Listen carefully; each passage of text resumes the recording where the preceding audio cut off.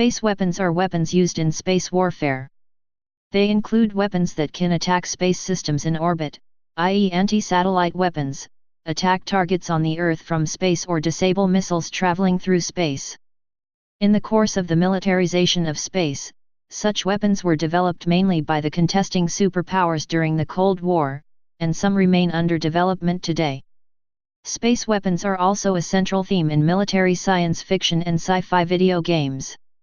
Space-to-space weapons. The Soviet Almaz secret military space station program was equipped with a fixed 23mm autocannon to prevent hostile interception or boarding by hostile forces. The Soviet unmanned Polyus weapons platform was designed to be equipped with a megawatt carbon dioxide laser and a self-defense cannon. Earth-to-space weapons. Anti-satellite weapons, which are primarily surface-to-space and air-to-space missiles, have been developed by the United States, the USSR/Russia, and the People's Republic of China.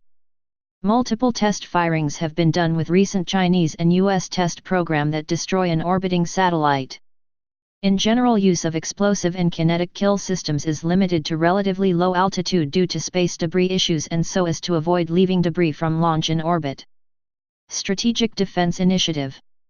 On March 23, 1983, President Ronald Reagan proposed the Strategic Defense Initiative, a research program with a goal of developing a defensive system which would destroy enemy ICBMs.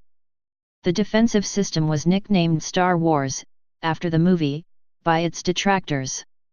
Some concepts of the system included brilliant pebbles, which were kinetic kill vehicles, essentially small rockets launched from satellites toward their targets, a warhead bus, or even an upper stage of an ICBM.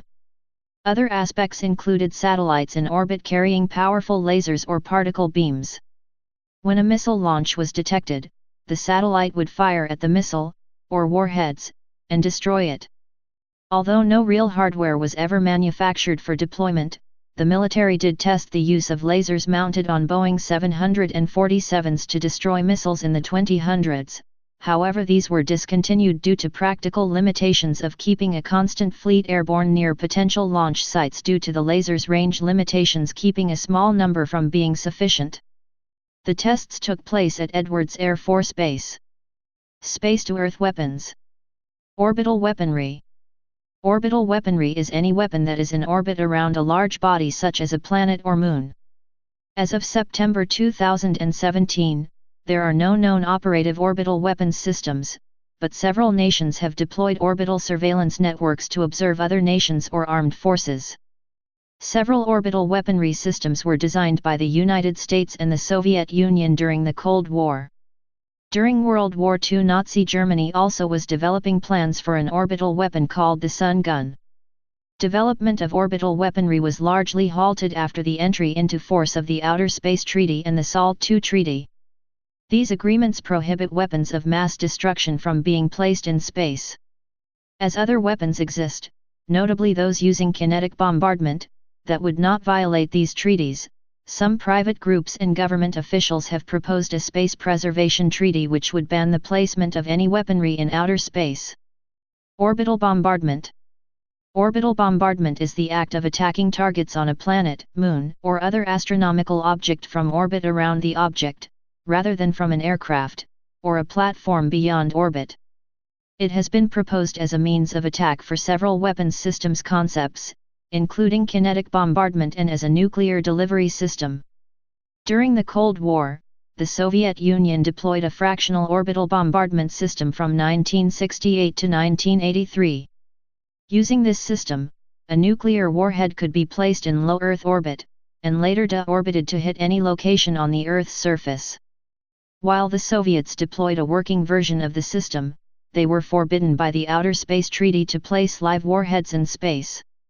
The fractional orbital bombardment system was phased out in January 1983 in compliance with the SALT II Treaty of 1979, which, among other things, prohibited the deployment of systems capable of placing weapons of mass destruction in such a partial orbit. Orbital bombardment systems with conventional warheads are permitted under the terms of SALT II.